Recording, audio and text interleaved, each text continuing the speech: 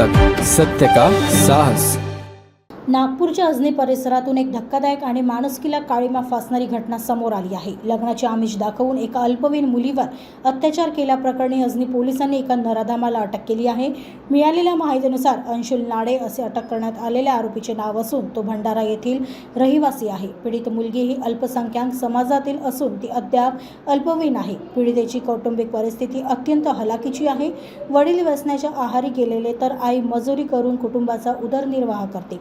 घरातल्या याच गरिबीचा आणि वादाचा फायदा घेत वडिलांनी मुलीचे वय 18 वर्षे पूर्ण होण्यापूर्वीच तिचा साखरपुडा आरोपी अंशुल सोबत लावून दिला होता। साखरपुडा झाल्याचा गैरफायदा घेत आरोपीने पीडितेच्या घरी वारंवार येणे जाणे सुरू केले।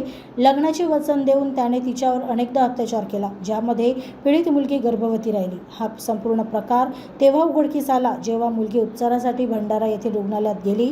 तेथील डॉक्टरांना संशय आल्याने त्यांनी तात्काळ पोलिसांना पाचारण केले। या घटनेची गांभीर्याने दखल घेत अजनी पोलिसांनी तातडीने सूत्रे हलवली आणि आरोपी अंशुल नाडे याला बेड्या ठोकल्या आहेत। आरोपीवर भारतीय दंड संहितेच्या विविध कलमांखाली गुन्हा दाखल करण्यात आला आहे। एकीकडे बालविवाहासारख्या प्रथांना आळा घालण्याचे प्रयत्न होत असताना दुसरीकडे पालकांच्या हलगर्जीपणामुळे आणि नराधमांच्या विकृतीमुळे एका अल्पवयीन मुलीचे आयुष्य उद्ध्वस्त झाले आहे। अजनी पोलीस आता या प्रकरणाचा अधिक तपास करत आहेत।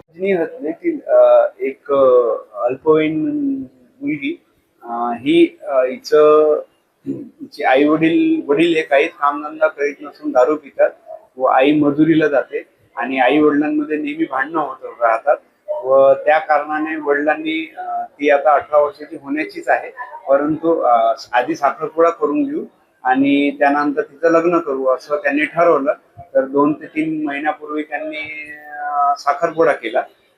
साखरपुडा केल्यावर नमूद जो आरोपी आहे यातील आरोपी अंशुल नाडे राहणार भंडारा हा साखरपुडा झाल्यानंतर 2 ते 3 वेळेस नमूद अल्पवयीन पीडिता हिच्या घरी आला आणि त्याने म्हटलं की आपलं लग्नच होणार आहे, तर आपण वास्तविक तिचे आई वडील मुलीचे आई वडील ती वयस्क झाल्यावरच लग्न लावून देणार होते, पण आरोपीने तिला आपलं लग्नच होणार आहे असे आमिष दाखवून तिच्यासोबत शारीरिक संबंध प्रस्थापित केले। त्यामुळे सदर मुलगी ही गर्भवती राहिली आणि सदर मुलगी त्यानंतर ही परस्पर भंडारा येथे निघून गेली। आई वडिलांनी याबाबत पोलीस ठाणे अजूनही इथे कोणतीच रिपोर्ट केलेली नव्हती।